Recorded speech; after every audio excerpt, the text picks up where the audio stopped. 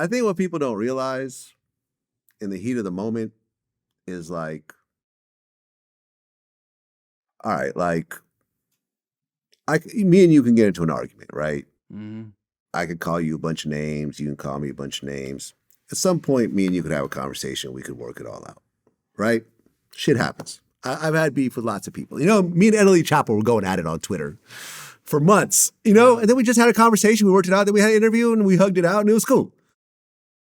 But like, if I say something about your woman or your kids, I kind of feel like I'm not going to step back from that line afterwards. Yeah, there's a certain line. It goes because that's someone you have to see every day. Yeah. And you have to explain to that person who you see every day that now you're cool with the person who made them cry that one day. You know what I'm saying? You got to explain, you got to see this person every day, and now you're affiliating with someone who they hate. Yeah. Who got dragged into a situation they had nothing to fucking do with. You know what I'm saying? Like with me, the people that I don't fuck with for years are people who went over the line with me. Yeah. If you talk about me, call me. Now, I've told people, like, look, say anything you want about me. Don't mention my family. And then they wouldn't mention my family. And I never talked to them again. You know what I mean? And this is where people, I think, just get it fucked up, where it's like, just keep it between that person, and y'all could probably work it out at some point. Yeah. Start talking about people's mothers. Start talking about people's kids. Start talking about people's parents. Start talking about talking about a mother back in the day was like the number one. Yeah. But now Chicago popped it off. People are dissing dead people. Yeah. So exactly. It's even fucking worse. Exactly. Now. I couldn't imagine being in his shoes. You know what I'm saying? Knowing that the prison chaplain had to come and get him and notify him, and then he just has to, you know, you're in prison. Yeah. At the end of the day, you can't just sit there and cry in front of everybody.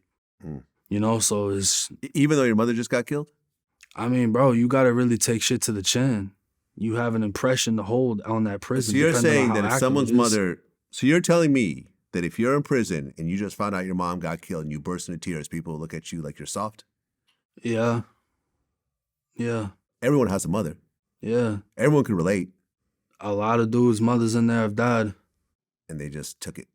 You just don't see what happens. Maybe they go in a cell. Maybe there is no cell. I don't know. People process things differently. You know, that case where I did that shooting and admitted to doing it so that my homie's mom didn't get the Section 8 or whatever. When he ended up going to jail, when they found his print, she ended up overdosing.